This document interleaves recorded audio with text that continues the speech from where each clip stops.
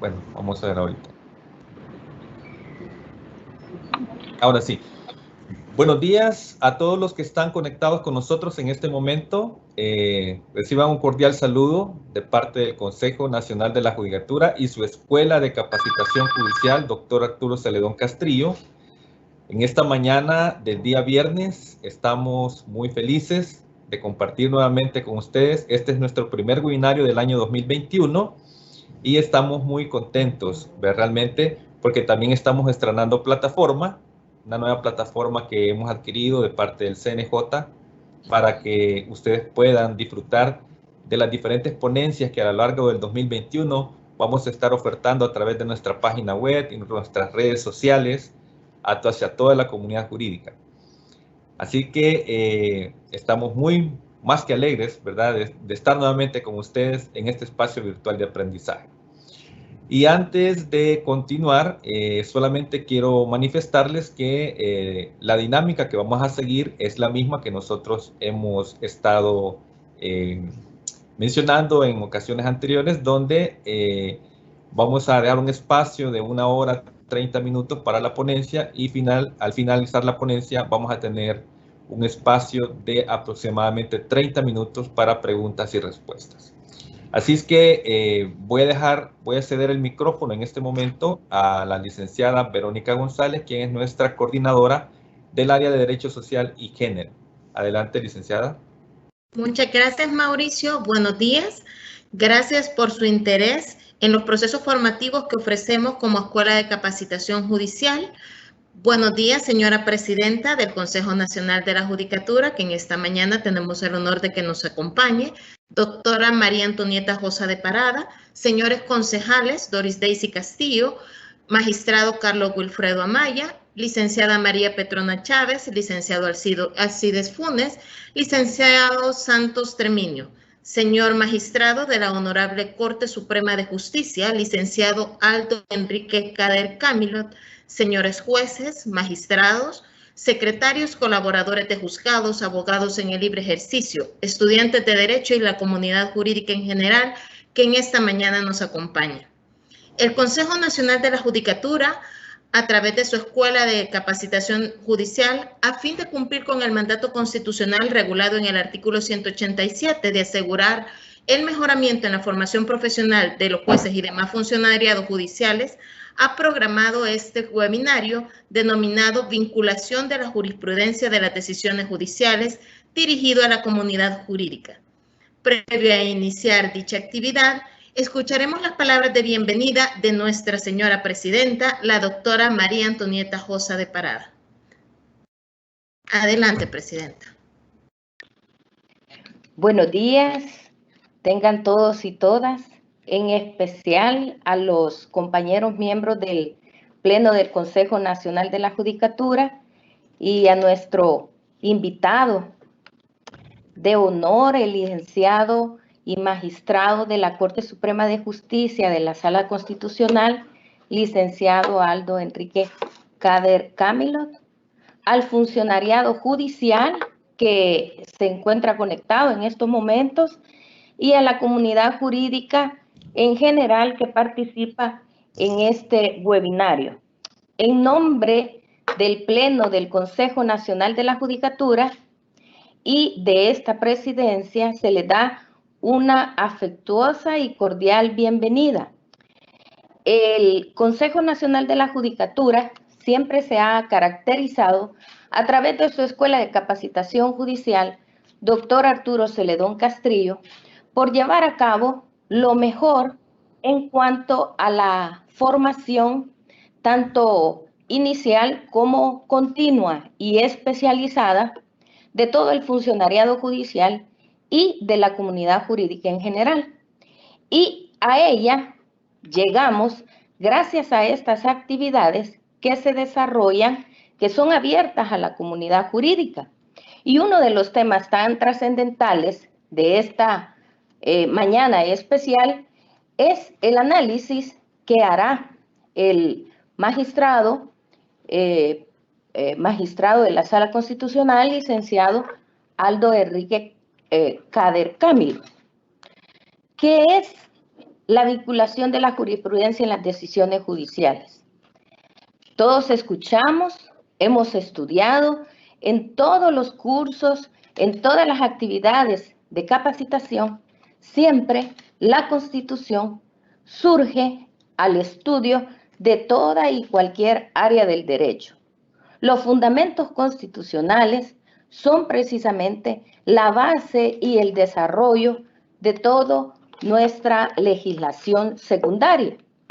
Es importante que a través de ese mandato constitucional nuestra escuela haya podido identificar y sobre todo lograr tener la participación del magistrado en esta conferencia que será de mucha utilidad. Tengo a la mano una de las constituciones que a través de las diferentes actividades que ha desarrollado la Corte Suprema de Justicia hemos podido tener a la mano. Pero más que todo tengo en la mano nuestra Carta Magna, la que rige todo el sistema en todo sentido democrático y constitucional y republicano de nuestro sistema jurídico. Y en el artículo 183 tenemos que la Corte Suprema de Justicia y la Sala Constitucional es el único tribunal competente para declarar no solo la inconstitucionalidad de las leyes, decretos y reglamentos en su forma y contenido de un modo general y obligatorio, y podrá hacerlo a petición de cualquier ciudadano. Esta disposición no es otra cosa más que el carácter vinculante de las decisiones de la Corte Suprema de Justicia y en particular de la Sala de lo Constitucional.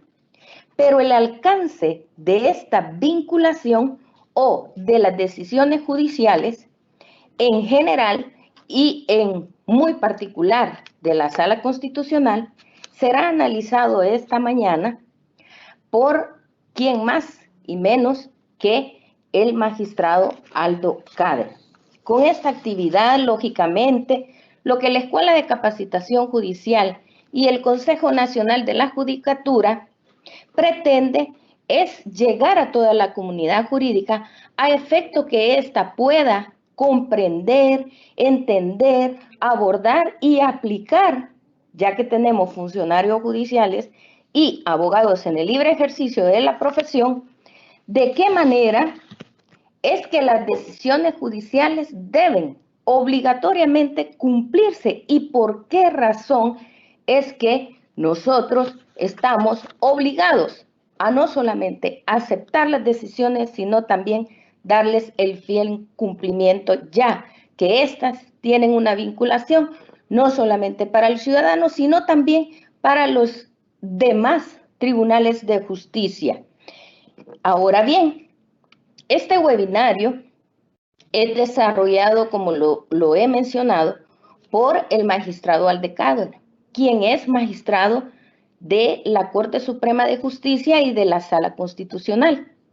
Pero para llegar a este momento, o al máximo Tribunal de Justicia, el magistrado ha pasado por toda una trayectoria profesional, que en su momento seguramente será presentado ante ustedes, quizás un extracto de su hoja de vida, porque la trayectoria que él ha tenido no solamente en el área judicial, en el área de la colaboración jurídica, en el área de abogado fundador del Centro de Jurisprudencia, ahora Centro de Documentación Judicial de la Corte Suprema de Justicia, en el área de la colaboración como colaborador jurídico de las áreas de amparo y de inconstitucionalidades, así como también en otras actividades, específicamente también en el tribunal o en la Dirección General de Competencias.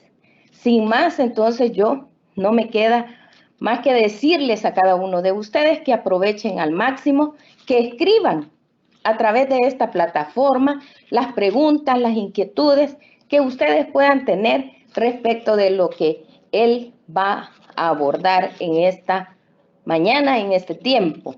Por supuesto que estaré yo también atenta, magistrado, a todos los planteamientos que usted haga y quizás por ahí le haga algún tipo de pregunta que pueda ser de interés para nosotros, máxime pues que nos encontramos ya en un proceso tan importante y constitucionalmente relevante como es la selección de aspirantes a magistrados y magistradas de la Corte Suprema de Justicia.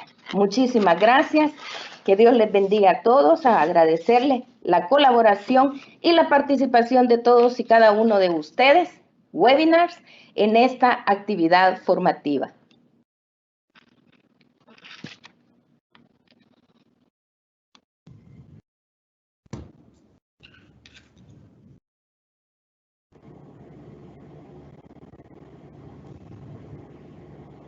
Muchas gracias, señora presidenta. Bueno, a continuación voy a pasar a leer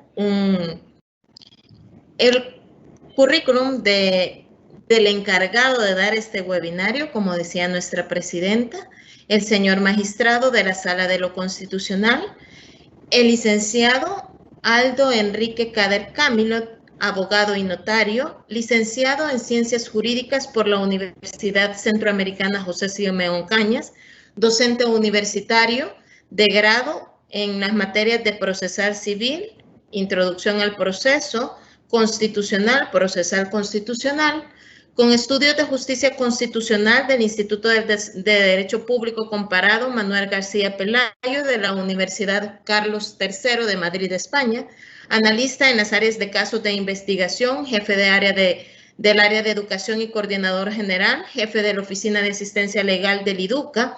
Además, fue abogado fundador del Centro de Jurisprudencia, colaborador jurídica del área de amparo e inconstitucionalidades de la Sala de lo Constitucional, secretario de la Sala de lo Constitucional, coordinador de área de inconstitucionalidades de la Sala de lo Constitucional, ahora magistrado de esta sala, abogado y junior y especialista de Derecho Constitucional de la Intendencia Legal, intendente de investigaciones. Además, tenemos el honor de tener a uno de los miembros de la Comisión Redactora y Revisora del Código Procesal Civil y Mercantil, que a su vez tiene algunas obras y artículos que han sido publicados.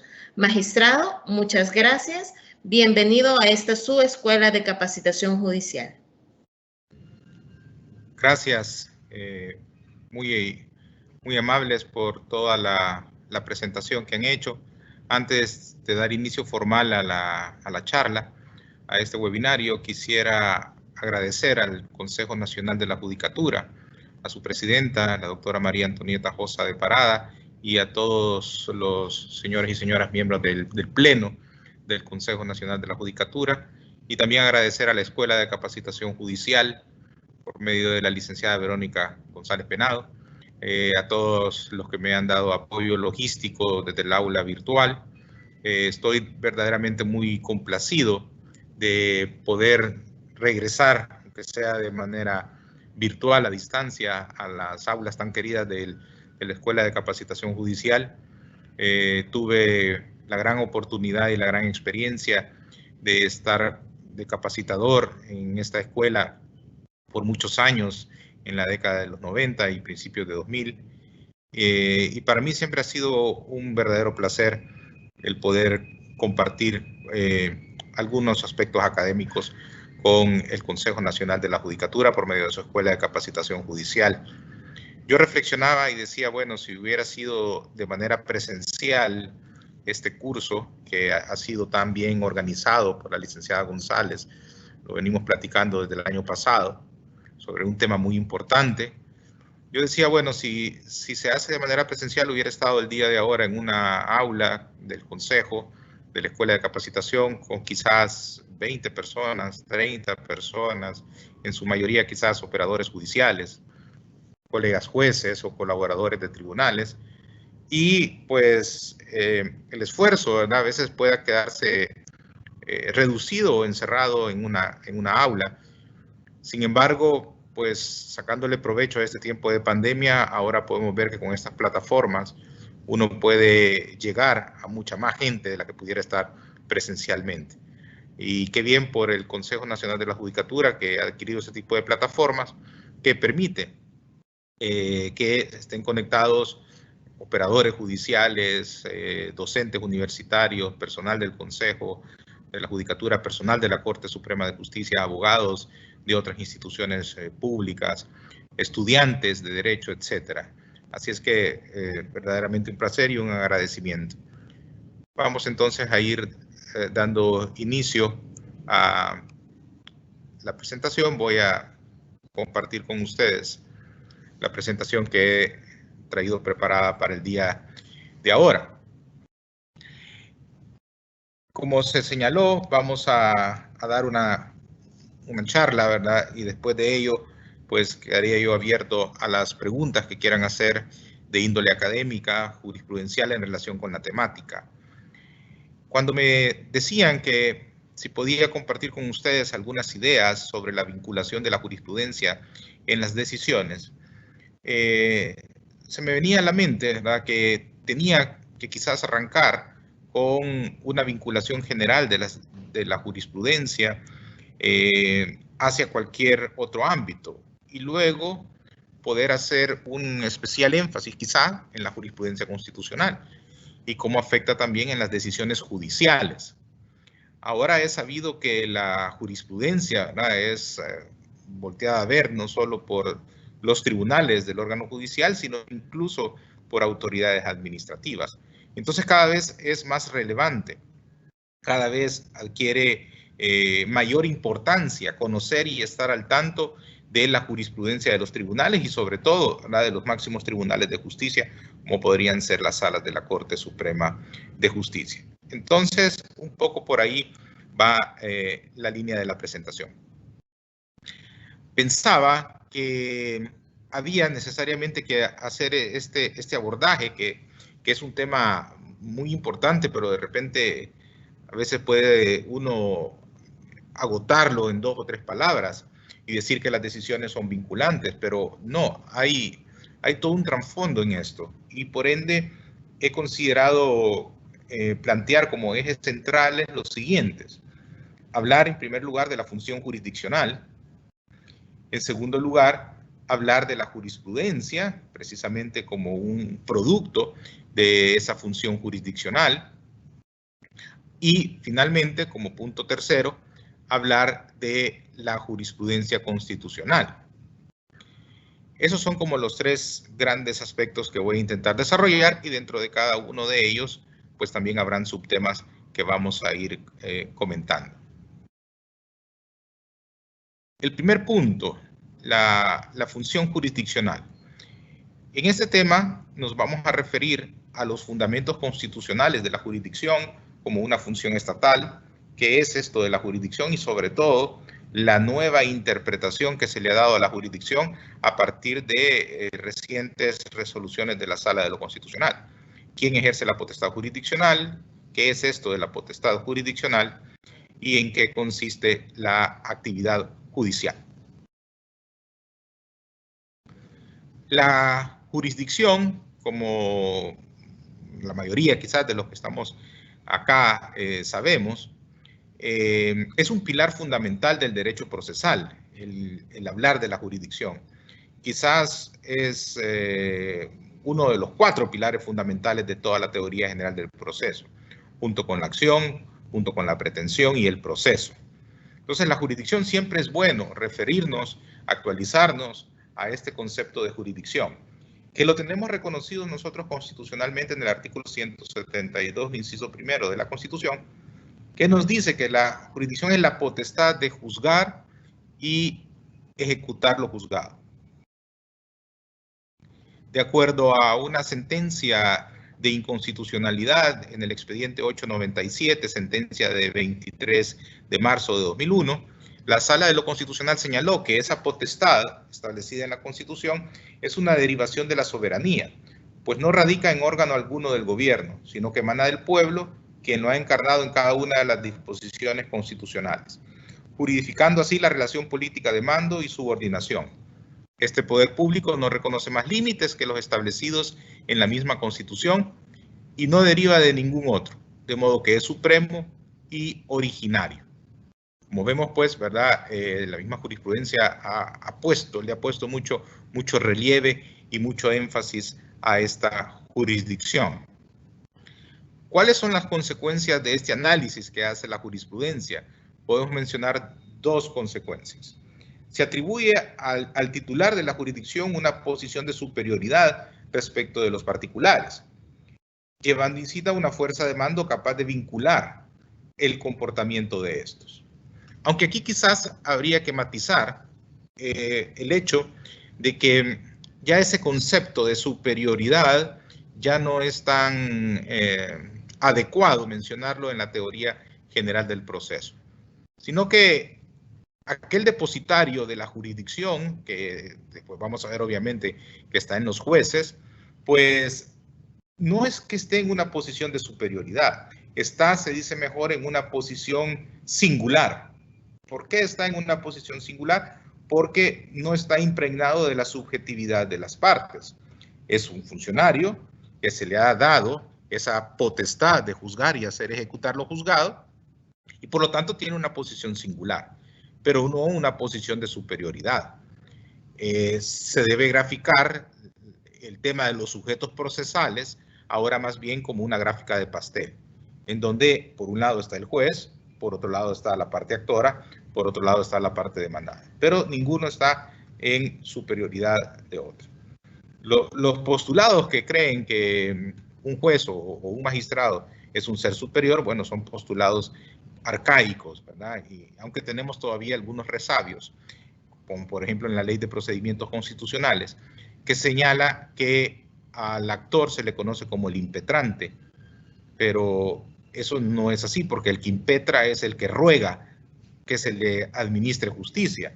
Y aquí sabemos nosotros que nadie ruega por la administración de justicia, sino que es un derecho constitucional establecido en el artículo 2 de la Constitución, el derecho de accionar, el derecho de acción, el derecho de acudir a los tribunales a plantear una pretensión. La segunda consecuencia es que la potestad jurisdiccional confiere autoridad de cosa juzgada a las resoluciones que emiten, ¿verdad?, los depositarios de esta jurisdicción. Es decir, no solo se da la potestad de juzgar, sino que también de hacer ejecutar lo juzgado por la fuerza, ¿verdad? Ya no estamos acá en época de autotutela, ya no estamos acá en época de autocomposición, sino que estamos en época de heterocomposición, en la cual hay un tercero, el Estado, al que se le ha dado esa función, ¿verdad?, de dirimir los conflictos y que su decisión sea cumplida aún de manera forzosa. Derivado de todo esto aparecen entonces los principios de la jurisdicción, que también ya conocemos, pero que algunos de ellos pues ha sido replanteado de una manera interesante por la jurisprudencia constitucional de los últimos quizás 10 años y que ha sido de alguna manera reafirmada, aunque con algún matiz, por la jurisprudencia de la actual conformación subjetiva de la Sala de lo Constitucional. El primer principio, que ustedes se recordarán, es el principio de la exclusividad de la jurisdicción, extraído del 172, inciso primero de la Constitución, según el cual, ¿verdad?, esa jurisdicción, esa potestad de ejecutar y hacer ejecutar lo juzgado es una potestad exclusiva de los jueces y los tribunales que ejercen esa potestad de manera independiente.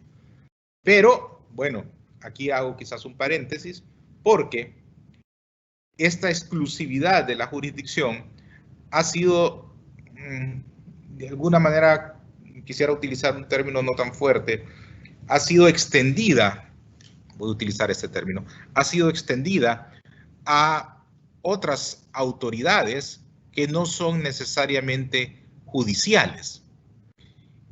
Y estoy hablando acá de dos instituciones a las cuales la jurisprudencia constitucional les ha dado, de acuerdo a la interpretación constitucional que se ha hecho, le ha dado también o le ha reconocido que ejercen funciones jurisdiccionales. Estoy hablando del Tribunal Supremo Electoral y estoy hablando de la Corte de Cuentas de la República.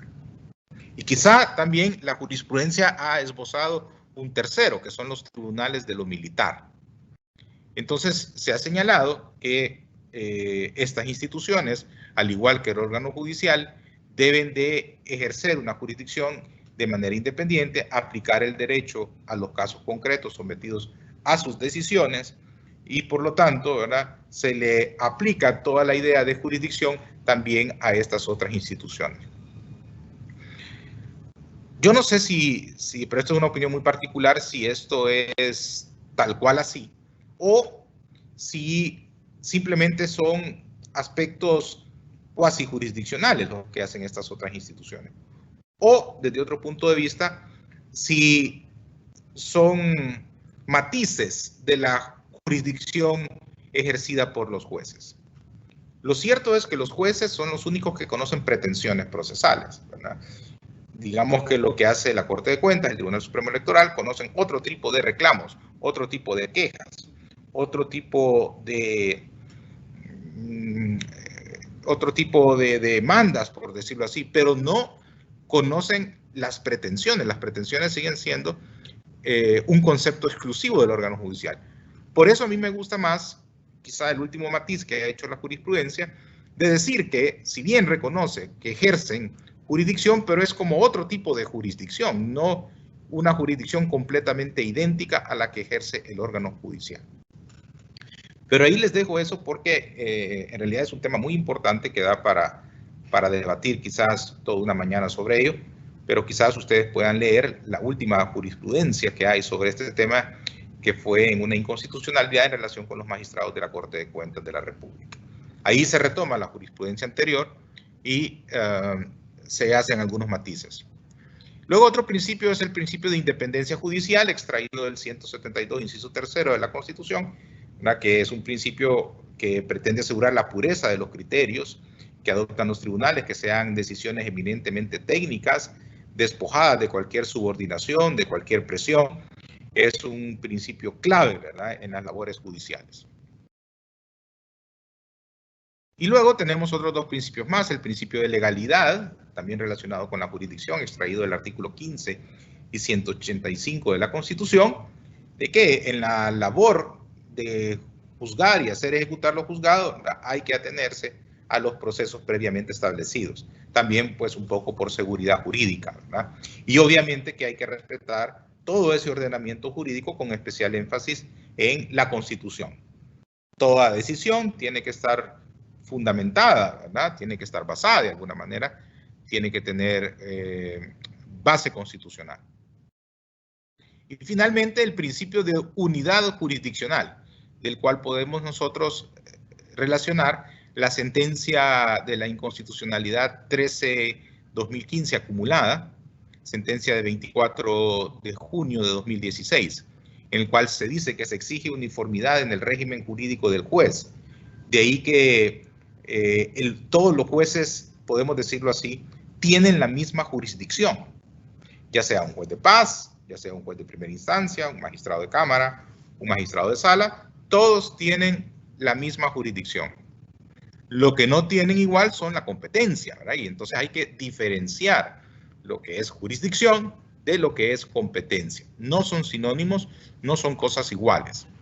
La competencia es la aptitud para conocer determinados tipos de procesos, en razón de la materia, en razón de la cuantía, en razón del grado o función, en razón del territorio, etc. Podemos decir entonces, en resumen, todos los jueces tienen la misma jurisdicción, mas no todos tienen la misma competencia.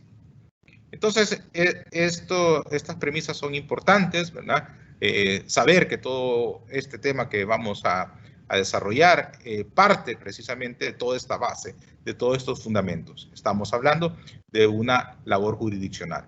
Si vamos a hablar de las sentencias que emiten los jueces y sus efectos, pues obviamente tenemos a la base toda la función jurisdiccional. ¿Quiénes entonces ejercen potestad jurisdiccional? Bueno, nosotros sabemos que esto, por ese famoso principio de exclusividad, ahora pues matizado con esta jurisprudencia que yo les he dicho, y por eso a la izquierda de esta lámina pongo encerrado en un círculo al Tribunal Supremo Electoral y a la Corte de Cuentas, que también se le ha dicho que ejerce, ¿verdad?, jurisdicción o algún tipo de jurisdicción. Pero en términos que ahora nos interesa en este seminario, nos concentramos, ¿verdad?, en la potestad jurisdiccional, si quisiéramos decirlo así, tradicional, que es la que ejerce el órgano judicial, que es el que conoce las pretensiones y satisface estas pretensiones. Satisfacción en sentido procesal, ¿verdad? Es decir, que emite una decisión de fondo, sea cual sea esta decisión.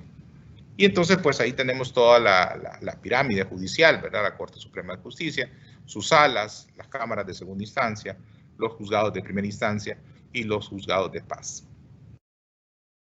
En resumen, y de acuerdo a la sentencia de inconstitucionalidad 159/2015 y 2/2005, sentencias la primera del año 2020 y la segunda del año 2006, la jurisdicción es la potestad dimanante de la soberanía del Estado, ejercida exclusivamente por jueces y magistrados independientes para conocer y decidir y ejecutar lo decidido de modo irrevocable en cualquier proceso que se suscite entre las personas, o cuando, por la relevancia o el interés general de que ciertas situaciones se declaren o concreten por medio de tal órgano, su intervención sea necesaria.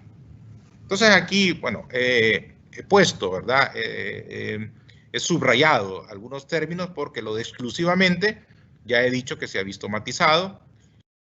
La importancia que tiene la independencia judicial en el ejercicio de la jurisdicción y el otro tema de la irrevocabilidad de lo decidido por un tribunal de justicia, una vez, pues, obviamente, agotados todos los recursos. Estos temas siempre es bueno abordarlos, no solo desde el punto de vista particular del capacitador o del catedrático, sino que también desde el punto de vista de la jurisprudencia, pero también, además, un tercer punto, la teoría. Y entonces aquí, bueno, cito al menos a uno de los tratadistas ya casi clásicos, ¿verdad?, del derecho procesal, a Juan Montero Aroca, que dice, cuando uno se pregunta, ¿verdad?, en qué consiste esta jurisdicción, esta actividad judicial, este autor nos dice, es decidir el derecho y en ejecutar lo dicho. O si se prefiere, el actuar del derecho objetivo, ¿verdad?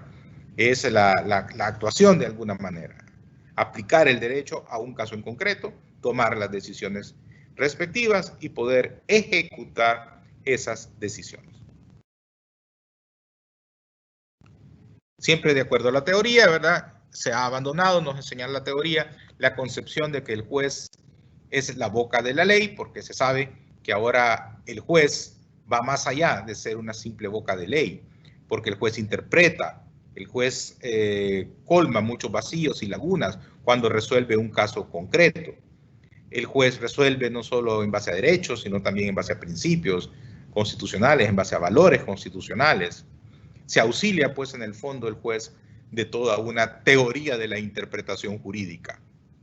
Hay una serie de reglas y elementos a tomar en cuenta, hay toda una técnicas interpretativas que no me meteré ahora acá, hay cursos especializados en la escuela que versan precisamente sobre la interpretación jurídica y por ende pues solo resaltar la importancia, ¿verdad?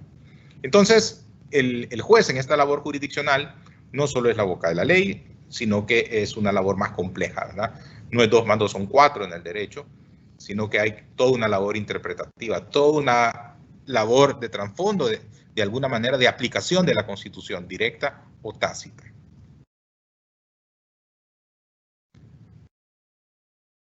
Para ir enlazando con la segunda parte de la presentación, voy a retomar lo que se dijo en el amparo 408/2010, resolución de 27 de noviembre del 2010, en cuanto a que el adecuado ejercicio de la potestad jurisdiccional requiere de los jueces y tribunales la elaboración de criterios jurisprudenciales uniformes que, en la medida de lo posible, ¿verdad?, suministren seguridad jurídica a las partes, suministren seguridad jurídica en la interpretación y aplicación del derecho.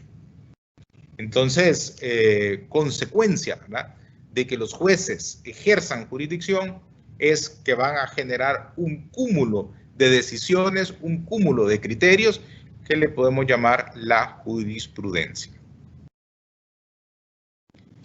Y entonces, en efecto, pues pasamos a la segunda parte de mi charla, de de las tres que tiene, ahora a hablar de la jurisprudencia. Como ya señalaba, la jurisprudencia es un producto de la actividad jurisdiccional. Y aquí, pues, en las láminas que vienen a continuación, me voy a referir a ciertas preguntas que van a quedar, espero, tal vez contestadas en ellas. Preguntas como, ¿a qué se refiere esto de la jurisprudencia? ¿Cuál es el carácter vinculante de la jurisprudencia? Y si eso no fuente de derecho, a ver qué nos ha dicho la Sala de lo Constitucional. El respeto del autoprecedente y al precedente vertical, y la modificación del autoprecedente, para que en el tercer bloque nos podamos referir un poco a la jurisprudencia constitucional. ¿A qué se refiere el término jurisprudencia entonces?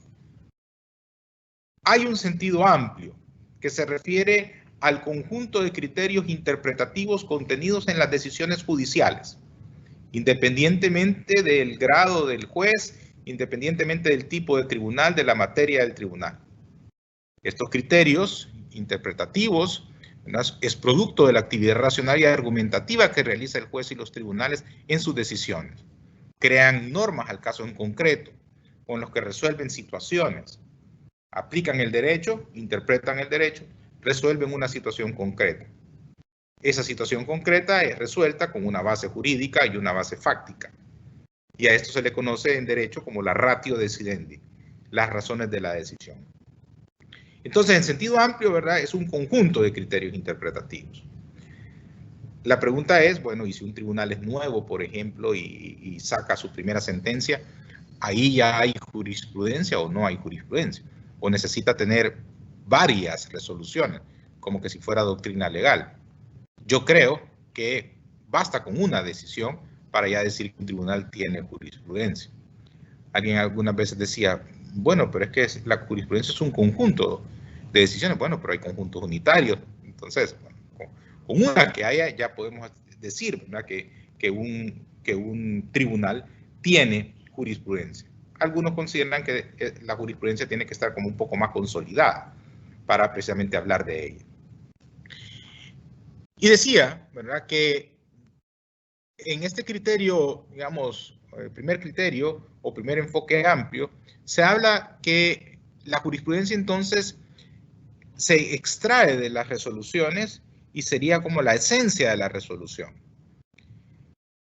Es un poco lo que el Centro de Documentación Judicial de la Corte Suprema de Justicia hace cuando analiza las decisiones, porque saca restrictores y descriptores. Y entonces ahí están sacándole el jugo, la esencia a la decisión. Y sobre todo las relacionadas con la toma de la decisión, la ratio decidendi. Pero aquí la pregunta que subyace es si el obiter dictum de una decisión también es o no jurisprudencia. Es decir, aquellas cosas que se dicen al pasar, aquellas cosas que están dichas en un considerando, pero que son a veces cuestiones previas, cuestiones accesorias, cuestiones que preparan el camino a la toma de decisión de fondo. La jurisprudencia constitucional se ha encargado de decir en los últimos años que todo lo que se dice en una sentencia constitucional es vinculante y por lo tanto es jurisprudencia. Es decir, no solo los fundamentos de la decisión, la ratio decidendi, sino que también los obiter dictum que se emiten. En un sentido restrictivo, la jurisprudencia para algunos tratadistas, como Luis y Navas, señala que el término se atribuye solo al conjunto de criterios interpretativos que proceden del órgano encargado de revisar la aplicación jurídica de normas de parte de tribunales, entre comillas, inferiores, y que tienen una labor uniformadora de la jurisprudencia.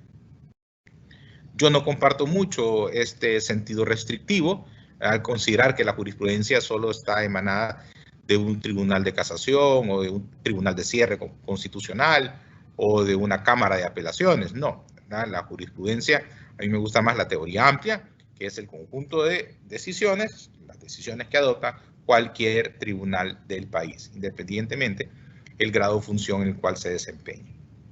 Pero bueno, planteo, ¿verdad?, esta teoría restrictiva. Atendiendo al parámetro de control formal que emplea un tribunal, en el ordenamiento jurídico salvadoreño podemos hablar de jurisprudencia constitucional y de jurisprudencia legal. La constitucional estaríamos refiriéndonos a los criterios interpretativos, ¿verdad?, que emanan de la labor de la Sala de lo Constitucional como máximo intérprete de la Constitución por ser el último intérprete de ella.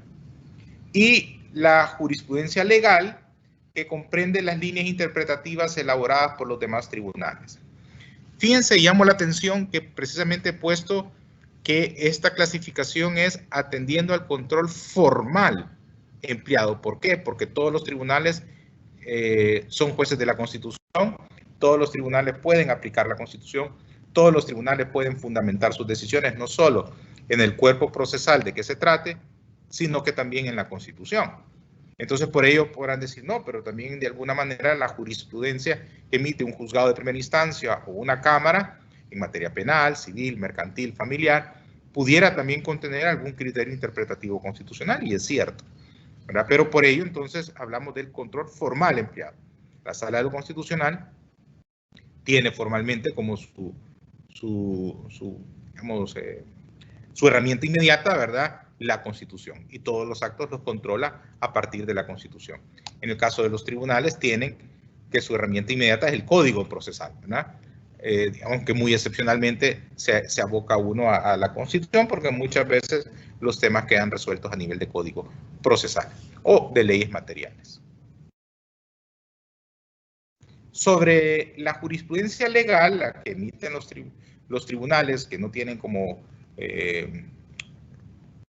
norma inmediata, ¿verdad?, que les impone como parámetro de sus actuaciones la Constitución, sino que códigos procesales, se dice que debe enmarcarse esa construcción jurisprudencial que cada tribunal realiza, independientemente del grado de su competencia, y la debe de hacer, ¿verdad?, de una manera uniformadora, que sirva para que la administración de justicia sea cada vez menos cuestionable. Además de esto, sabemos nosotros que en la jurisprudencia legal también aparece el tema de la doctrina legal que se señalan en los códigos procesales y que normalmente está asociada con casación, ¿verdad? Se refiere, ¿verdad?, esta doctrina legal normalmente, como lo hace el Código Procesal Civil y Mercantil, a 3 sentencias consecutivas dictadas, ¿verdad?, sobre un mismo tema, resueltas de la misma manera, no interrumpidas por otras, y entonces ahí se configura una doctrina legal que todavía tiene un peso mayor dentro de la jurisprudencia, porque la misma ley reconoce la vinculatoriedad de esta doctrina legal. ¿Cómo se proyecta la jurisprudencia? Pues en todo el ordenamiento jurídico salvadoreño. Como ya mencionaba, ¿verdad?, sabemos, y en esta clasificación, de que jurisprudencia constitucional y jurisprudencia legal, la proyección que tiene la jurisprudencia constitucional, y por eso he puesto acá estas líneas punteadas, ¿verdad?, porque podemos decir que abarca a toda la pirámide judicial, engloba y tiene influencia no solo directa, ¿verdad?, en la Sala de lo Constitucional, sino que también tiene influencia, ¿verdad?, en los otros tribunales del país, e incluso en los otros entes que mencionábamos que tienen función jurisdiccional, como la Corte de Cuentas y el Tribunal Supremo Electoral, que son una especie de jurisdicciones especiales o atípicas, por decirlo así. Entonces, no solo es vinculante la jurisprudencia constitucional para jueces y tribunales, sino también para cualquier otra autoridad pública y a los particulares también en el territorio nacional. Porque precisamente toda la actividad de los particulares y de otras oficinas públicas, como podrían ser alcaldías, ministerios, superintendencias, al final de cuentas va a ir a parar, ¿verdad?, por medio de las impugnaciones, el agotamiento de las vías administrativas o por algunas impugnaciones directas, todo va a ir a parar a algún tipo de control judicial. Entonces, si yo soy parte de la administración pública y sé que mis actuaciones van a ir a parar al órgano judicial, para no tener problemas, entonces yo me voy a tener que apegar a la jurisprudencia de los tribunales y sobre todo a la jurisprudencia constitucional.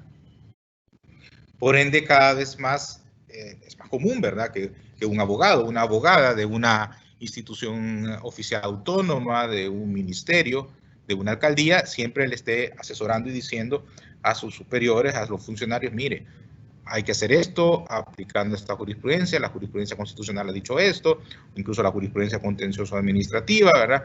Hay que hacer esto para no tener problemas en sede judicial. Entonces, realmente que es una proyección, ¿verdad?, muy amplia que tiene la jurisprudencia constitucional y que engloba precisamente al resto de tribunales y por extensión también podemos decir que engloba y aplica para el resto de la administración pública y para cualquier persona. Y de hecho me gustaba, ¿verdad?, por ello un ejemplo que la doctora puso al inicio, cuando hacía la presentación del curso, la doctora María Antonieta José de Parada, y decía, nosotros estamos ahorita como CNJ en un proceso de selección de candidatos a magistrados. ¿Y qué están haciendo ellos? Un poco lo mencionaba, volteando a ver qué ha dicho la jurisprudencia de la Sala de lo Constitucional de manera directa o indirecta en relación con ese proceso interno que está siguiendo el CNJ. Se sienten pues vinculados a la jurisprudencia constitucional.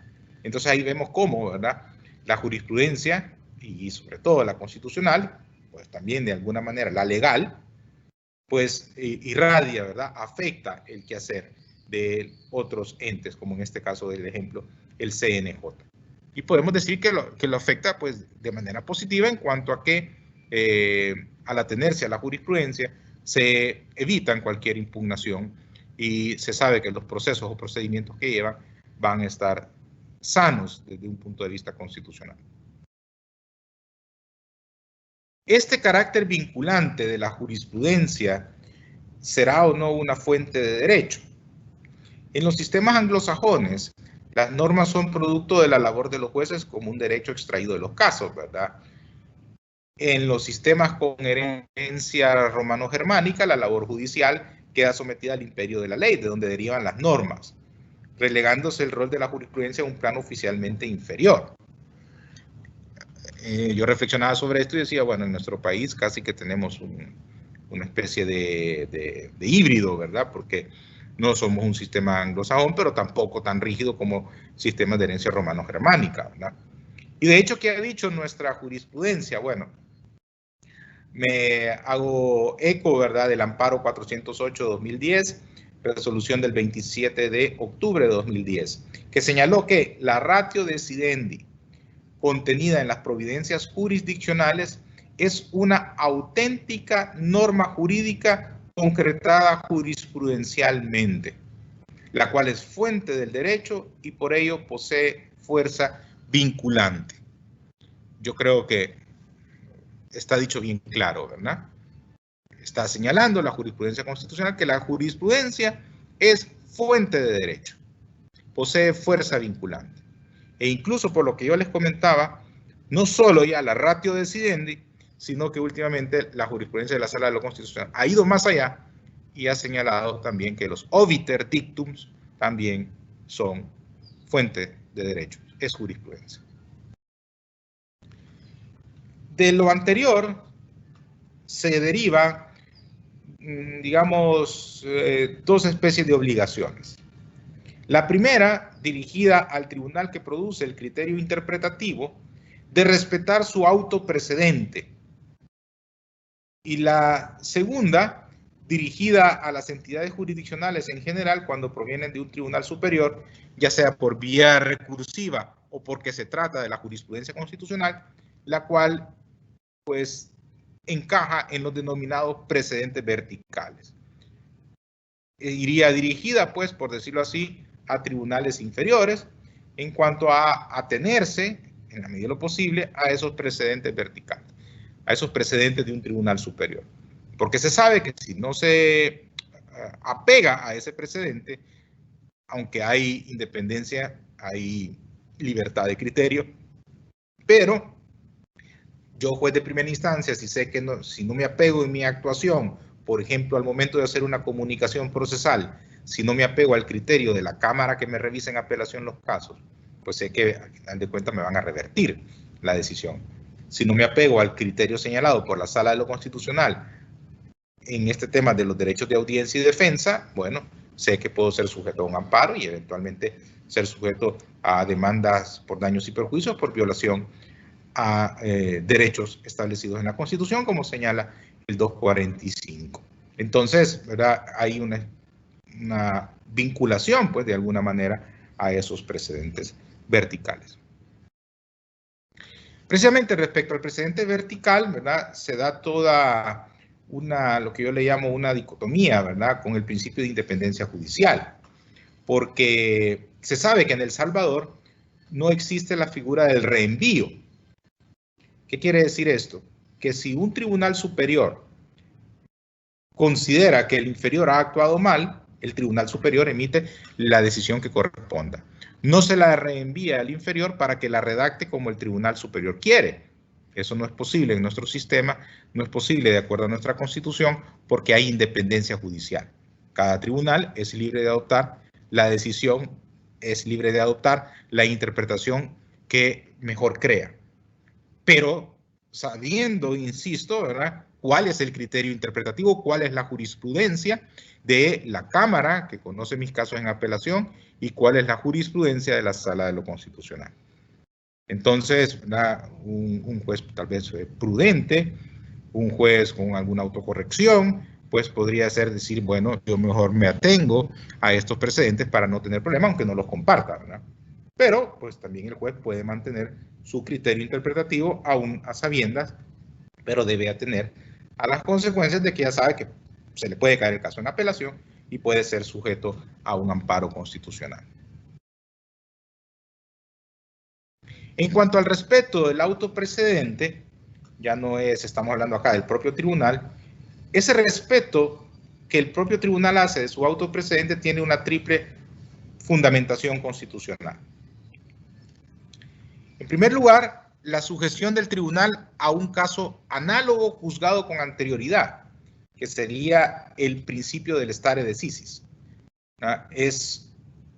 El respeto al autoprecedente me lleva indudablemente a amarrarme con ese principio de estarme a lo decidido, ¿verdad? De estar a lo decidido de manera previa. En segundo lugar, la necesidad de asegurar cierto grado de estabilidad y permanencia en la forma en que se interpretan las normas jurídicas, que sería el principio de seguridad jurídica relacionado al respeto del autoprecedente.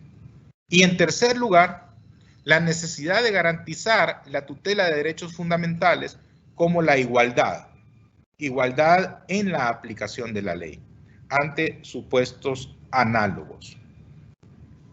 Entonces, este principio y estos derechos fundamentales pues hacen, ¿verdad?, que haya una cierta fuerza al respeto del autoprecedente, lo cual no quiere decir, como vamos a ver a continuación, que ese autoprecedente sea inmutable y esté escrito en piedra. Hay circunstancias también derivadas de estos principios y de estos derechos que permiten modificar el autoprecedente. ¿Qué nos dice la jurisprudencia constitucional? Veamos la sentencia del 9 de octubre de 2017, inconstitucionalidad 44-2015, que nos dice: la vinculación al autoprecedente surge no solamente como efecto del principio stare decisis, sino también del principio de igualdad establecido en el artículo 3 de la Constitución, en su perspectiva de igualdad ante la ley, en virtud del cual el juez constitucional necesariamente tendría que aplicar igualmente la ley en casos iguales. Y aquí también esto es importante, ¿verdad? Hoy en día saber qué es eso de casos iguales, porque lo igual no tiene que ver con la temática. Lo igual tiene que ver sobre todo, con la base fáctica de un caso. Entonces no podemos hablar solo porque la temática es la misma, que los casos todos son iguales. Y a veces una determinada jurisprudencia en habeas corpus, en amparo o en inconstitucionalidad, no necesariamente porque viene un caso del mismo tema, del mismo derecho violado o supuestamente violado, entonces automáticamente se le aplica un mismo criterio. Tiene que revisarse no solo pues lo jurídico, sino que también lo fáctico. Otra jurisprudencia, la resolución de 27 de octubre de 2010, en el amparo 408-2010, se dijo: el tribunal que ha adscrito una norma legal a una disposición jurídica queda vinculado a ella. ¿Debido a qué? Por exigencia de la seguridad jurídica y del principio de universalidad, las entidades judiciales, incluidas las salas, deben estar dispuestas a mantener en lo sucesivo el significado que atribuyen a los enunciados legales que interpretan. Se trata del denominado autoprecedente, que, en términos generales, alude a la obligación que tiene todo órgano jurisdiccional de resolver del mismo modo en los casos sustancialmente iguales y futuros, y además de justificar la diferencia de los que no se rigen por la norma derivada. Entonces yo creo que esto pues recoge un poco la explicación que yo acababa de mencionar. Pero decía, bueno, la modificación del autoprecedente o del precedente es posible. Sí es posible, ¿verdad? Tampoco es que el principio, como yo señalaba, del stare decisis pretende una inmutabilidad o pretende una petrificación del derecho. La jurisprudencia debe adaptarse a la realidad normada. La misma Constitución, por medio de la jurisprudencia, se va adaptando a los tiempos, se va interpretando con sentido de actualidad. Siempre la jurisprudencia, siempre la interpretación está en una constante evolución.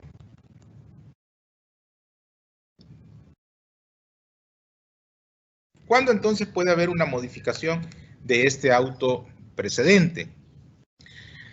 Exige la existencia de circunstancias válidas que justifiquen razonablemente su modificación. Entre estas, jurisprudencialmente se ha mencionado como algunas que habilitarían la modificación del autoprecedente las siguientes. 1.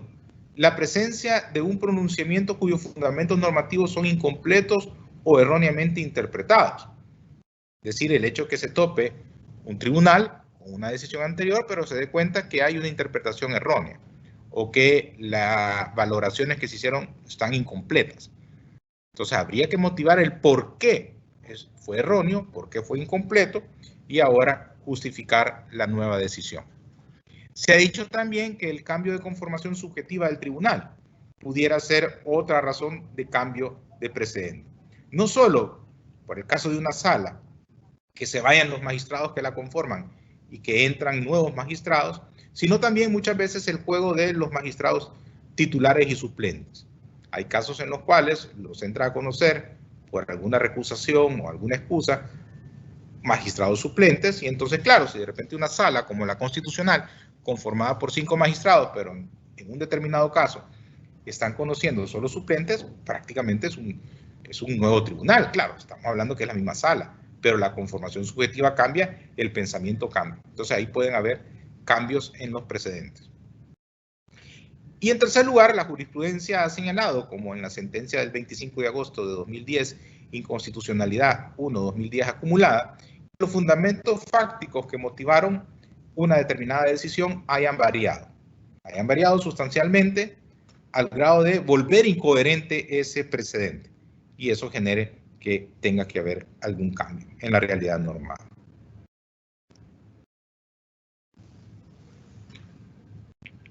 Bien, finalmente, en el tercer bloque de esta presentación, con todos estos antecedentes, ¿verdad?, de qué es la jurisdicción, que las decisiones judiciales, ¿verdad?, derivan de esa labor jurisdiccional, que esas decisiones judiciales van conformando jurisprudencia y cuál es el efecto de esta jurisprudencia y la obligación de respetar la jurisprudencia, de respeto vertical, ¿verdad?, y de respeto como autoprecedente. Aterrizamos ahora en la jurisprudencia constitucional. ¿A qué se le ha llamado jurisprudencia constitucional? ¿Cuáles decisiones son consideradas cimientos de la jurisprudencia constitucional?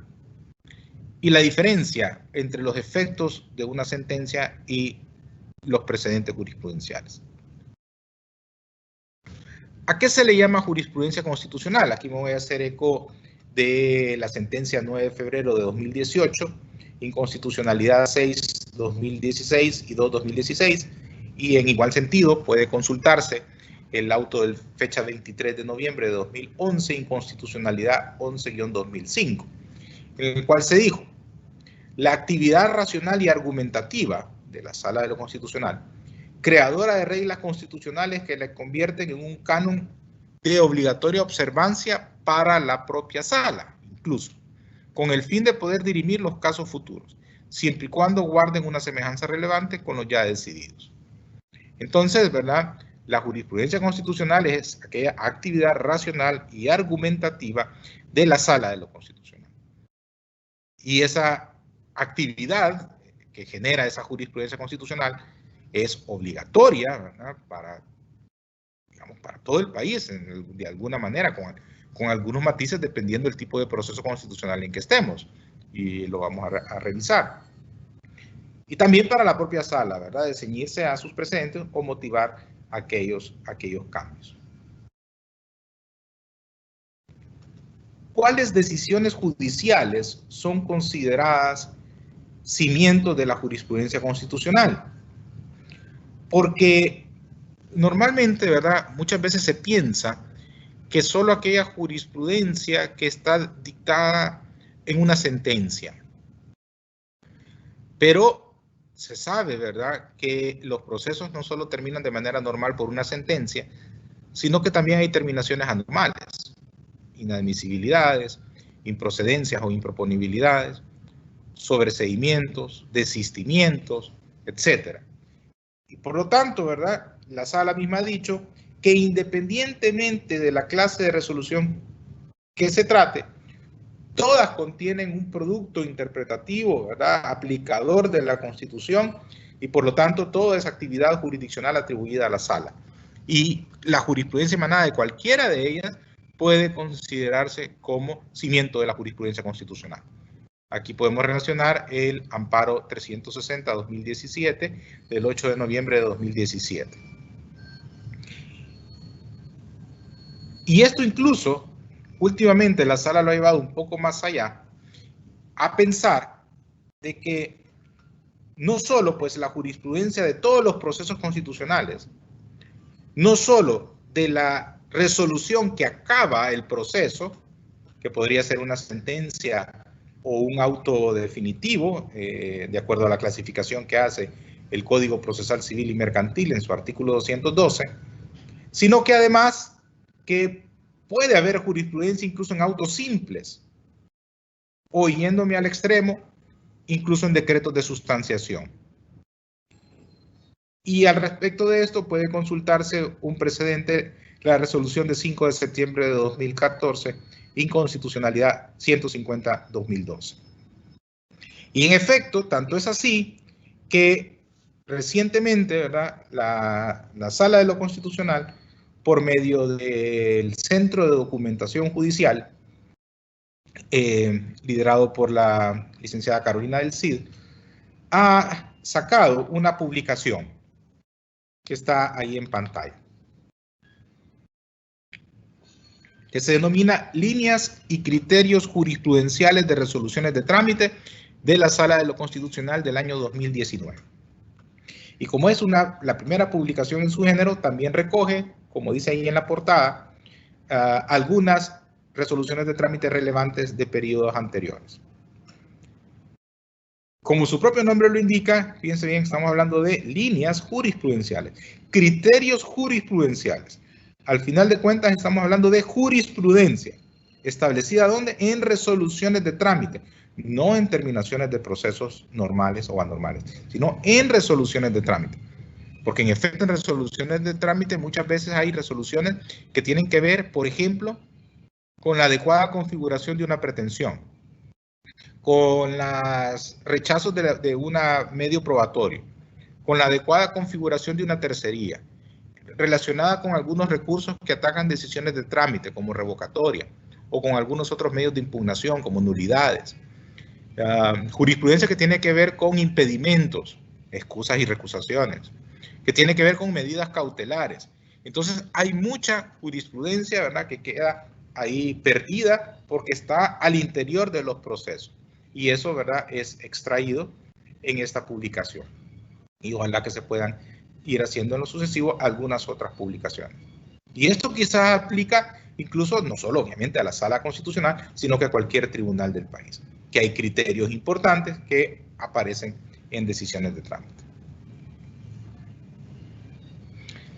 ¿Cuál es la diferencia entre los efectos de la sentencia y la observancia del precedente jurisprudencial? Bueno, en cuanto a los efectos de la sentencia, podemos decir que la función de una sentencia es resolver el problema sometido a su conocimiento y a decisión del juez.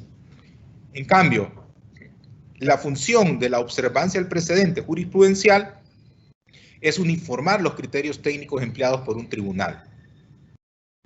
¿Cuáles son los sujetos vinculados a los efectos de una sentencia? Bueno, los efectos de una sentencia van dirigidos únicamente a las partes, ¿verdad?, que están en el conflicto. Los sujetos vinculados a la observancia del precedente de manera directa e indefectible en sentido horizontal es el juez emisor del criterio jurisprudencial. Es el obligado a respetar su precedente. La sentencia adquiere calidad de cosa juzgada en el proceso. Significa pues que luego de que han pasado los recursos ya no puede modificarse. En cambio, el precedente jurisprudencial no es inmutable. Es válida su revisión y su modificación en otro caso posterior, con las limitaciones que ya estuvimos viendo derivadas del principio stare decisis, igualdad, universalidad, seguridad jurídica. Entonces son dos cosas distintas, ¿verdad? Los efectos de una sentencia en un caso concreto y los efectos del precedente jurisprudencial. En cuanto a los efectos de las sentencias constitucionales, hay que partir de la diferencia entre procesos de control concreto de constitucionalidad, estaríamos hablando del amparo, el habeas corpus y recientemente el proceso de suspensión de derechos del ciudadano, y los procesos de control abstracto de constitucionalidad. Estamos hablando de las inconstitucionalidades y las controversias, ¿verdad? Históricamente tenían efectos bastante diferentes, porque se decía, al igual que vimos en la lámina anterior, que en los procesos de control concreto los efectos no iban más allá del expediente, no iban más allá del caso en concreto. En cambio, en los procesos de control abstracto se sabe que los efectos salían del expediente, porque si se expulsa del ordenamiento jurídico una norma, bueno, se sabe que eso es de obligatorio acatamiento para todo el país, para toda la ciudadanía, para todos los funcionarios, ¿verdad? Entonces se hablaba de efectos erga omnes y de una dimensión objetiva en los procesos de control abstracto.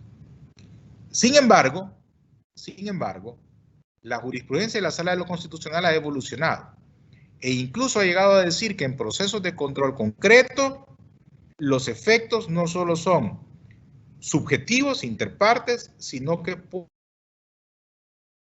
tener también efectos objetivos, y esto es clave y es importante remarcarlo y señalarlo, porque la jurisprudencia ya lo ha hecho en materia de amparo, en casos del pasado reciente, e incluso en casos actuales de pandemia en los habeas corpus.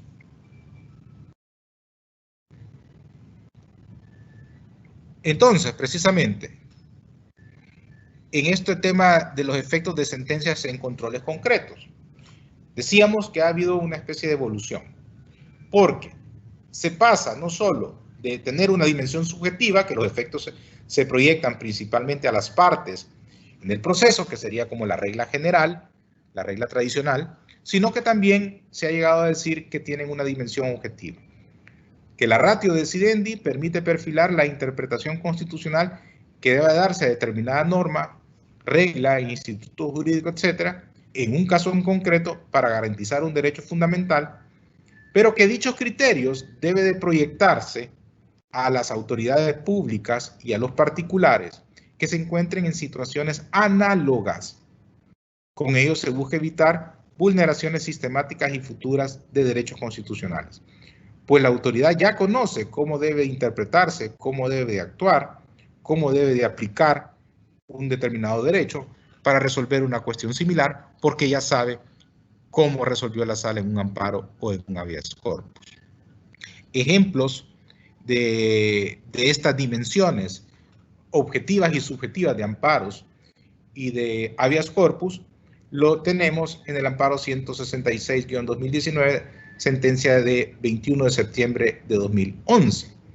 En cuanto ya se dice que los efectos de las sentencias estimatorias proveídas, además de tener una proyección o dimensión de carácter subjetivo, trasciende al ámbito objetivo. Pero si se fijan, desde el 2011, quizá habrá sido las primeras ocasiones en que la sala, en un considerando, señala esto. Y en efecto, podemos poner dos ejemplos ya reales, concretos. Lo que ha dicho en sentencia de 21 de septiembre de 2011, amparo 166-2019, que tiene que ver con la negativa de autoridades del Seguro Social de brindar medicamento a un paciente portador del VIH. En el fallo de ese amparo se declaró al lugar el amparo solicitado, pues el examen de constitucionalidad efectuado a la decisión y a la disposición normativa en la que se amparaba, se determinó que vulneraba el derecho a la salud del actor y se ordenó que se le diera el tratamiento. Pero en este mismo amparo se aclaró que esta decisión de la sala no solo protegía al pretensor, sino que, y aquí pongo en lo subrayado y en negrita, sino que debía de aplicarse por la autoridad a cualquier otro caso análogo, que en cualquier otra situación análoga debían atender los fundamentos constitucionales que al respecto se han esbozado en esta sentencia, que tenía todo un análisis del tratamiento de esta enfermedad y de la exigencia de brindarle la atención con los medicamentos que fueran apropiados a cada caso en concreto. Un segundo ejemplo está en la sentencia de 1 de junio de 2011, en relación con la sentencia también de 22 de junio de 2011 y 19 de octubre de 2011, amparo 79-2010, 80-2010 y 82-2010, que tiene que ver con temas de la ley del Seguro Social y la ley del sistema de ahorro para pensiones. En estos casos también se señaló, se amparó a la persona y se señaló que lo siguiente: se advirtió a las autoridades que si a futuro se presenta la necesidad de aplicar el artículo 204, letra C de la ley SAP, para resolver la concesión de la referida prestación social a algún asegurado o derechohabiente, en análogas circunstancias a las controvertidas en este amparo, deberán atender los fundamentos constitucionales que respecto al referido precepto legal fueron esbozados en esta sentencia, a fin de evitar conculcar nuevamente los derechos constitucionales de igualdad y seguridad social. Es decir, se generó un reclamo en relación con este artículo de la ley SAP, se otorgó el amparo por violación a la igualdad del pretensor, se le estaban haciendo unas exigencias distintas a las que se le daba a otras personas y a otro sexo, y se dijo, se amparó, y además que a personas que estuvieran en su misma situación debían de darles el mismo tratamiento. Esta fue pues una sentencia de 19 de octubre de 2011, amparo 82-2010. Con esto pues prácticamente estamos terminando las láminas que traía para compartir con ustedes en cuanto a que tienen que ver con toda esta temática importante, creo yo, de trascendencia, porque pocas veces realmente se toca este tipo de temas, ¿verdad? Y felicito a la Escuela de Capacitación Judicial por escoger este tema. Fue realmente un gran reto, ¿verdad? Pensar cómo se podía articular la temática, qué información podía ser útil.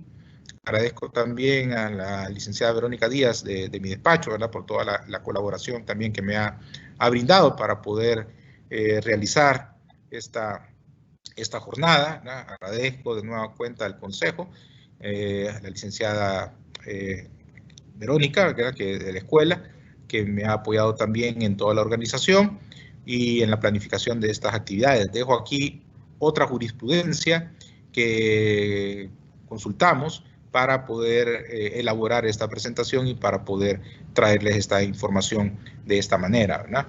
El Consejo Nacional de la Judicatura ya tiene esta presentación y pues no tengo ningún inconveniente en compartirla con todos ustedes, habida cuenta que, como han visto, pues no hay ninguna información confidencial acá, sino que simplemente es estructurar de alguna manera algunas pocas ideas personales, pero la mayoría de cosas son extraídas de la jurisprudencia, ¿verdad? Constitucional que hay sobre la temática. Así que muchas gracias y pasaríamos, entiendo yo, a una fase, ¿verdad? En el tiempo que queda de preguntas y respuestas en relación con la temática, que ojalá pues pueda contestar, ¿verdad? Me disculpo desde ya si hay alguna pregunta que no pueda contestar, ya sea bien por no poder adelantar algún criterio o bien por escapar de mis conocimientos. Muchísimas gracias, estimado magistrado, doctor Aldo Enrique Cader.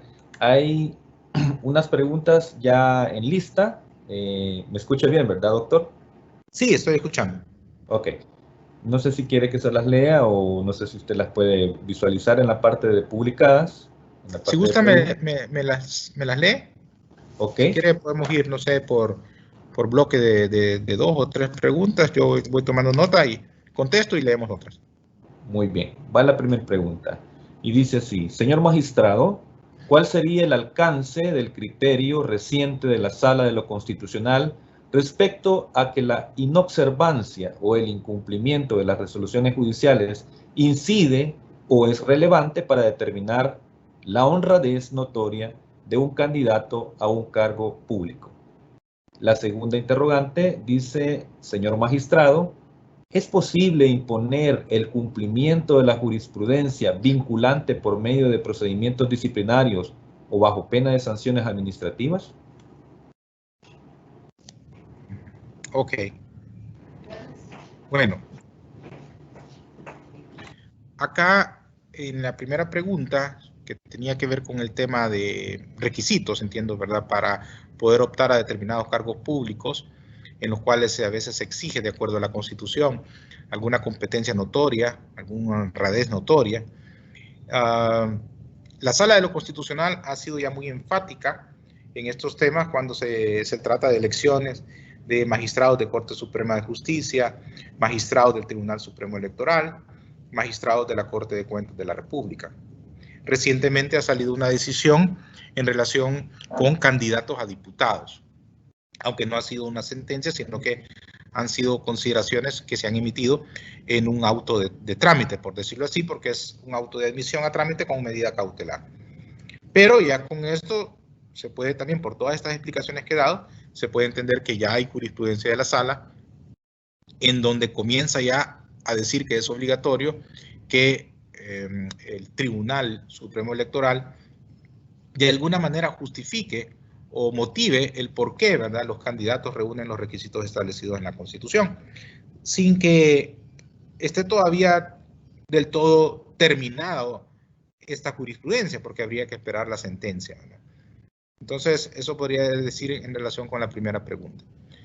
En relación con la segunda, si hablamos de procedimientos disciplinarios en sede administrativa, yo creo que por analogía le debe de aplicar las mismas consideraciones de vinculación al autoprecedente, respeto del autoprecedente a las autoridades que deciden un procedimiento administrativo sancionador. Para el caso de la Corte Suprema de Justicia, que también tiene procedimientos administrativos sancionadores para abogados, notarios, para jueces, por lo que yo he tenido actividad en estos procesos en los últimos 2 años, sí puedo responder que hay también vinculación a la jurisprudencia, digamos, en este caso, entre comillas, administrativa, ¿verdad?, de estos procedimientos sancionadores. De hecho, por ejemplo, cuando se valora y se pondera qué sanción se le va a poner a un abogado o a un notario que ha cometido una infracción, se voltean a ver cuáles son los precedentes que hay en casos similares. Entonces, por ejemplo, si se va a imponer una sanción a un notario porque tardó 1 año en devolver su libro de protocolo, entonces se voltea a ver qué se ha dicho en casos similares.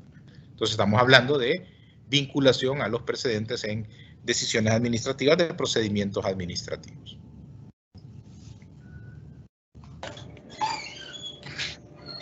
Muchas gracias, doctor Aldo Enrique. La siguiente pregunta dice: señor magistrado, ¿puede por favor desarrollar o ampliar un poco más la idea de que solo el órgano judicial resuelve o conoce sobre pretensiones? Ok. Bueno, pretensiones es un concepto, la pretensión es un concepto estrictamente procesal, de creación procesal, ¿verdad? De creación de la teoría general del proceso. Casi me atrevería a decir que nace, ¿verdad? Sobre todo con autores como Jaime Guas, ahí por el año 1970. A partir de todo esto, ¿verdad? Y de la concepción clásica de la jurisdicción, de que se ejerce de una manera exclusiva por el órgano judicial, entonces aparece, ¿verdad? Aparejado de ello, que consecuencia de esa exclusividad es que en el órgano judicial es en el único caso en el cual se conocen pretensiones.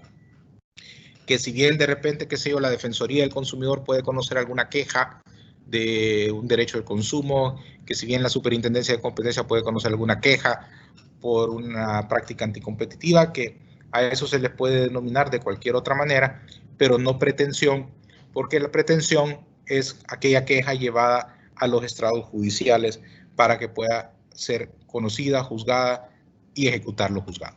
Entonces, más que todo es como un aspecto conceptual de que hasta el momento la teoría no ha querido reconocer que del cúmulo de quejas que puedan haber y que se llevan ante autoridades judiciales o administrativas, que la queja que se lleva a la sede judicial, a esa queja se le da el nombre de pretensión para hacerla diferenciar del tipo de reclamos que se llevan a otras sedes.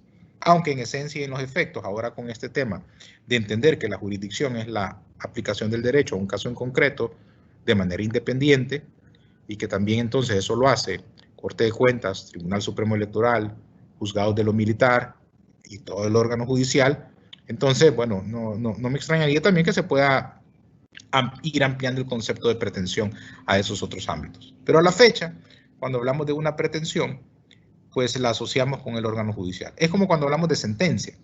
Si se fijan, bueno, ¿y por qué no se habla de sentencia en sede administrativa?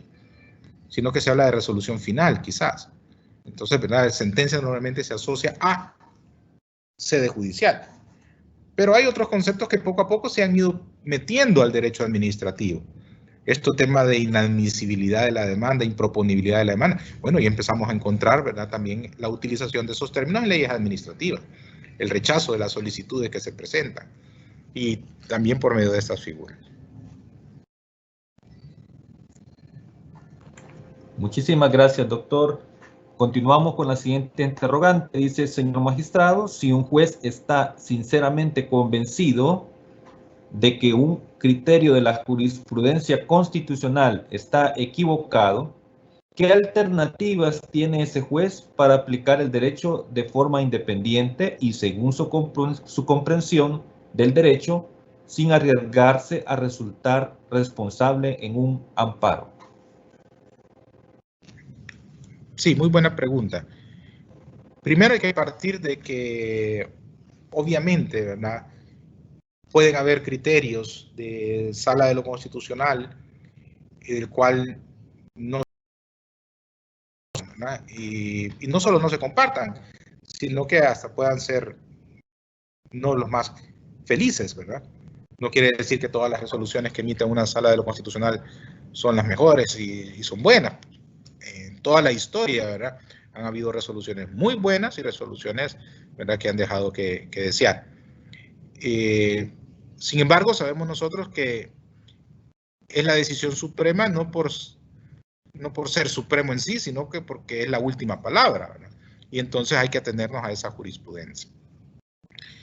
Pero ¿qué pasa si un juez, ¿verdad?, no está de acuerdo con esa jurisprudencia que hay? Voy a poner el caso de un proceso civil y mercantil, de una jurisprudencia que la sala haya dicho en relación con la manera de hacer un emplazamiento. Cuando no se tiene la dirección del demandado de su casa, pero sí se tiene la de su trabajo y cómo hacer el emplazamiento en el trabajo del demandado. La sala emite una directriz y, bueno, emite un amparo y hay un juez que no está de acuerdo con ese criterio.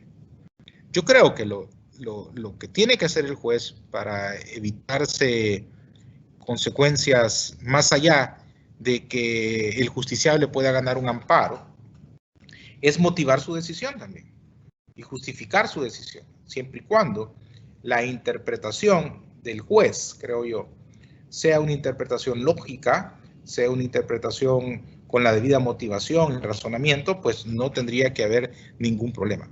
Claro, la sala pudiera considerar que no es la interpretación que potencia más los derechos constitucionales o no es la interpretación, ¿verdad?, más adecuada desde el punto de vista constitucional, pero, ¿verdad?, el juez es independiente y toma una determinada decisión a sabiendas de que el justiciable puede pedir amparo y lo pierda, pero él se protege tomando una decisión que él crea que es conveniente y que esté apegada a la Constitución, ¿verdad?, para evitarse cualquier otro tipo de consecuencias.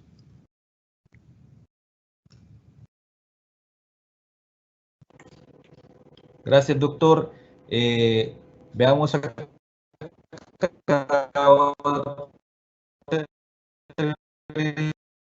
Interrogante que tenemos. Interesante qué opina acerca del control de convencionalidad SCN de disposiciones incluso emanadas de la misma Constitución.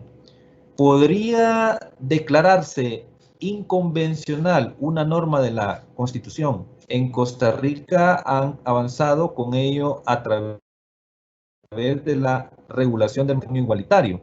Agrego, soy estudiante de maestría en la Universidad de Costa Rica. Bueno, escuché un poco cortada la pregunta, pero logré captar que si puede haber una declaratoria de inconveniencia o de inconstitucionalidad de una norma de la Constitución. Nosotros el tema del control de convencionalidad no lo tenemos como parámetro de control en los procesos constitucionales. La Sala de lo Constitucional históricamente ha señalado que el parámetro de control es la Constitución. Los tratados internacionales podrían servir de un fundamento, como decir, accesorio, o que puedan ayudar, ¿verdad?, en toda la labor de análisis, pero no es el parámetro formal de decisión.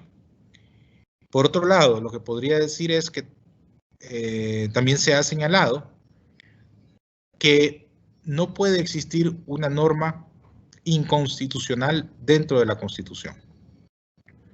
Si hoy en día, por ejemplo, se pretende, digamos, si hubiera una propuesta de reforma que iría en contra de la Constitución, pues tendría que pararse el proceso de reforma.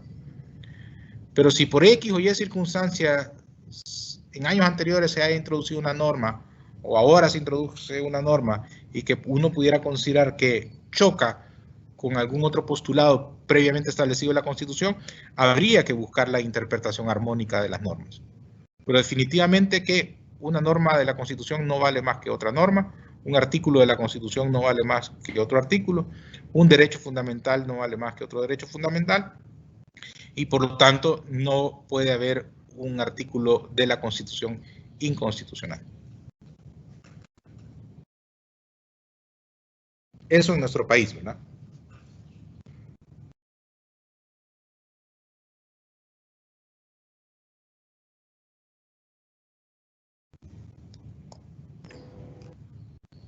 Gracias, doctor. ¿Me logra escuchar? Ahorita sí, sí. Ok. Bien, tenemos acá unos problemitas de conexión de internet. Veamos, tengo una pregunta que me la hicieron a través del WhatsApp y dice así, ¿se puede cambiar la doctrina legal? ¿Cuál es la forma? Nada más eso. Ok, bueno, este es un tema más que todo procesal, civil y mercantil, ¿verdad? Y hay toda una discusión sobre si la doctrina legal se cambia con solo que haya una decisión en contrario o si tiene que configurarse una nueva doctrina legal para que se cambie la anterior. Entonces, es, como yo decía, pues un tema estrictamente procesal civil, y creo recordar que así como está redactado, pareciera que para que se cambie la doctrina legal tendría que haber otra doctrina legal ¿cómo es que se llama? Crearse otra doctrina legal para sustituir la anterior, y no bastaría solo con una que se dicte en contrario.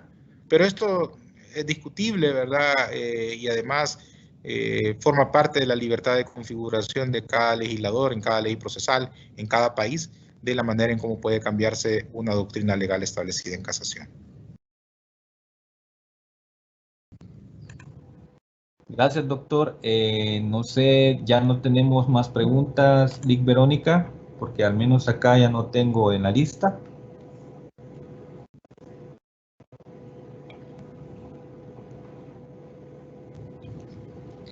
Bueno, señor magistrado, muchas gracias por su colaboración para esta escuela. Gracias por su disposición. Creo entonces, Mauricio, que nos quedaríamos hasta acá. Si ya los participantes no tienen ninguna interrogante más, agradeciéndoles a cada uno de los que estuvieron conectados su atención y que siempre estén pendientes por medio de redes sociales y en la página del CNJ de la oferta formativa que como escuela nosotros damos. Lo pueden bajar y ahí pueden ver los participantes y pedir incorporarse a cada una de las capacitaciones que como escuela ofrecemos. Nuevamente, un honor y un gusto, magistrado, haberlo tenido en esta actividad formativa y muchas gracias a todos los comparecientes. No, el gusto ha sido mío. Agradezco la invitación. Estoy dispuesto a organizar alguna otra actividad, algún otro tema que pueda resultar de interés para la comunidad jurídica. Y yo creo que es importante esa retroalimentación de los oyentes, de que hagan llegar a la escuela que otros temas les interesaría abordar, mi persona o algún otro colega de las salas de la Corte, ¿verdad? Yo siempre creo que es bueno destinar cada cierto tiempo algún espacio en la agenda para este tipo de actividades académicas. Agradezco la presencia de todos, las preguntas muy respetuosas de todos y muy interesantes. Así que muy complacido y muy buenos días a todos. Muchas gracias. Gracias, doctor. Muy amable. Gracias.